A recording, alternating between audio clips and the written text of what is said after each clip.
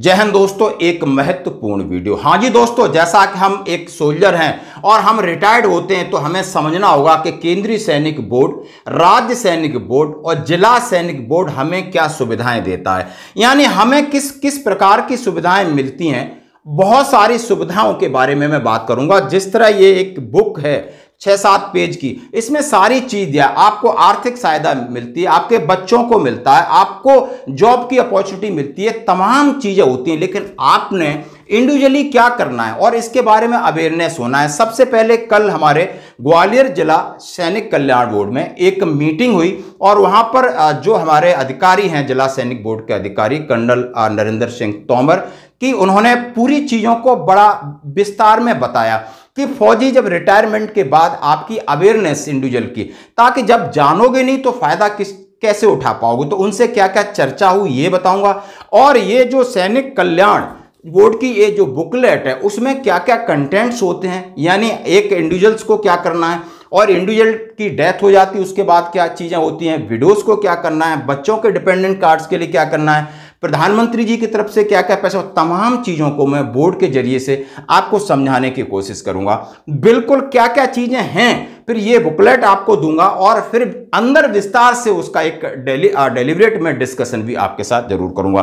तो सबसे पहले आइए हम बात करते हैं बोर्ड के ऊपर। जैसा कि हमने लिखा एक्स सर्विसमैन उनके बच्चों के लिए सुविधाएं। दोस्तों अब सुविधाओं की बात करूं, अब एक्स सर्विसमैन 3 कैटेगरी है, एक केंद्रीय सैनिक बोर्ड, राज्य सैनिक बोर्ड और जिला सैनिक बोर्ड। केंद्रीय सैनिक बोर्ड आपका दिल्ली में है, आप समझ सकते हो, केंद्र से संबंध।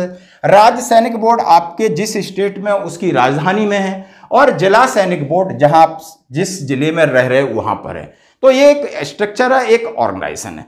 तो इसके लिए क्या क्या चीजें इसमें कवर की गई, उससे पहले मैं बात करूं, कल जो मीटिंग मेरी हुई आप देख सकते हो, जिसके मैं एक आध छोटी सी आपको जहां लोग बैठे थे उसी का मैं वीडियो दिखाऊंगा। बाकी चीजें आप एक अलग टाइप की होती हैं। तो सबसे पहले इंडिविजुअल अवेयरनेस एंड रिस्पॉन्सिबिलिटी कि इंडिविजुअल क्यों कितनी चीजों के बारे में जानता है और जानने के बाद उसकी क्या जिम्मेदारी बनती है इन चीजों को करने के लिए। यदि डीएसपी काउंट की बात करूं तो आपने समझ ही लिया, लेकिन करने के लिए जिला सैनिक बोर्ड के बंदे नहीं जाएंगे, आपको बैंक में जाना है, अप्रोच करना है, कौन कौन से डॉक्यूमेंट हैं, तो आपकी भी रिस्पॉन्सिबिलिटी बनती है।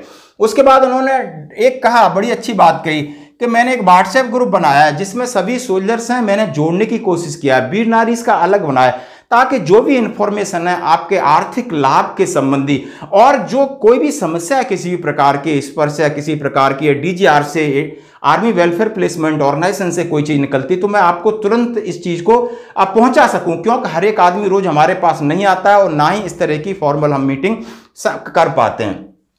तमाम चीज़ों के बारे में बताया और इस डिस्कशन के लिए मैं उन्हें धन्यवाद देता हूं कि एक अच्छी पहल है जो कि अवेयरनेस क्रिएट कर रहा है। दोस्तों अब मैं बात आऊंगा कि इन सब चीज़ों में इस बुक में है क्या। प्लीज ये आपको समझना है।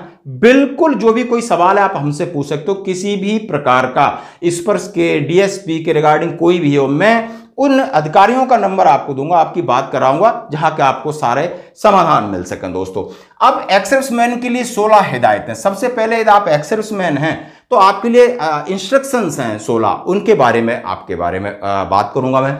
जिला सैनिक बोर्ड द्वारा दी जाने वाली सुविधा, यानी एक जिला सैनिक बोर्ड जो स्टेब्लिश है आपके जिले में, वो आपके लिए क्या क्या, यानी क्या क्या आपको अधिकार और सुविधाएं दे सकता है, उसके अधिकार क्षेत्र में क्या क्या आता है, ताकि अपने एक्स सर्विसमैन और वीर नारियों को वो प्रोवाइड करा सके। ESM registration and document. सबसे पहले यदि आप रिटायर्ड होकर जाते हो तो आपको अपना रजिस्ट्रेशन कराना, उसके लिए क्या क्या डॉक्यूमेंट्स हैं या जो भी आने वाले हैं रिसेंटली वो भी इस वीडियो का फायदा उठा सकते हैं। एक्स सर्विसमैन की डेथ होने पर आपको क्या क्या कार्रवाई करनी है और जिसमें जिला सैनिक बोर्ड आपकी क्या क्या हेल्प कर सकता है। बड़ा आसान चीज है, बट आपको अवेयर होना जरूरी है। विडोस रजिस्ट्रेशन, यदि फिर आप विडो हैं तो आपका अलग से एक रजिस्ट्रेशन होगा, विधवा हैं तो आपके लिए एक अलग रजिस्ट्रेशन है, उसके लिए क्या प्रोसीजर है, क्या क्या डॉक्यूमेंटेशन है। ईएसएम डिपेंडेंट्स कार्ड, यदि आपके एक्स सर्विसमैन है आपके पास आई कार्ड वहां से मिलता है, इसके बाद आपकी वाइफ है, बच्चे, उनको आपको डिपेंडेंट कार्ड बनवाना, कौन कौन से डॉक्यूमेंट है, क्या प्रक्रिया से गुजरना है, इसके बारे में। अब आ जाते हैं स्टेट गवर्नमेंट द्वारा दी जाने वाली आर्थिक सहायता। यानी अब जिस स्टेट में, यानी आपका राज्य सैनिक बोर्ड आपको क्या क्या सुविधाएं दे रहा है अलग से, क्योंकि हर एक के लोग फौज में जाते हैं तो उनका ऑर्गेनाइजेशन है जो कि महामहिम राज्यपाल के अंडर आते हैं, वो क्या क्या और सुविधाएं देंगे, क्या क्या चीजें देते हैं, तो अलग से। यदि मध्य प्रदेश का है तो मेरे पास है, उत्तर प्रदेश का है तो मैं जिला सैनिक अधिकारी का नंबर दे सकता हूं, आप मेरा नाम लीजिए, आराम से बात करिए, तो कोई दिक्कत है। ये फिर gallantry awards and one time allowances, जो गैलेंट्री अवार्ड मिलता है, जैसे हमारे बहुत शौर्य चक्र, वीर चक्र, परमवीर चक्र, इस तरह के अवार्ड है, तो जो आपको मंथली आपको उसकी एक अमाउंट मिलता है, लेकिन एक लमसम अमाउंट भी स्टेट गवर्नमेंट देती है, लाखों करोड़ों में अमाउंट होता है दोस्तों, करोड़ों में। इसके बारे में दी जाने वाली राशि के बारे में बताया गया है। स्टेट गवर्नमेंट जॉब रिजर्वेशन, यदि आप जिस स्टेट में, तो वहां का राज्य सैनिक बोर्ड आपको क्या क्या जॉब में रिजर्वेशन मुहैया करा रहा है, ये आपको जानने की जरूरत है।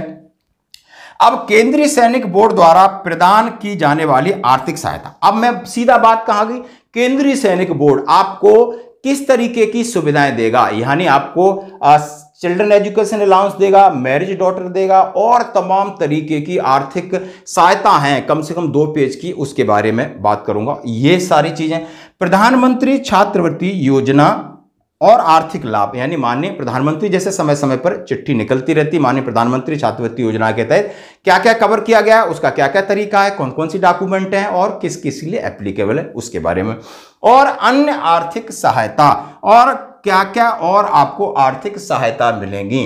तो दोस्तों ये सारी चीज इस बुकलेट के अंदर है।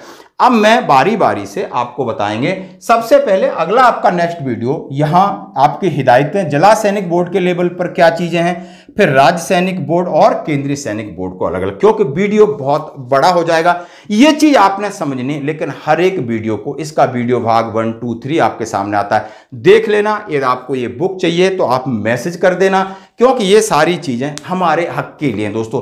कोई भी, मेरी बड़ी हम्बल रिक्वेस्ट है किसी के साथ दोस्तों, मैं यदि आपकी स्पर्श की बहुत सारी समस्याएं, तो ब्रिगेडियर CS विद्यासागर साहब हमसे जुड़े, उन्होंने कहा है कि मेरा दिसंबर में स्पर्श के साथ मीटिंग है, आपके पास जितनी समस्याएं आती हैं आप रखिए, मेरे पास मेल में भेज दीजिए, मैं पूरी कोशिश करूंगा उन्हें रिजॉल्व करने की।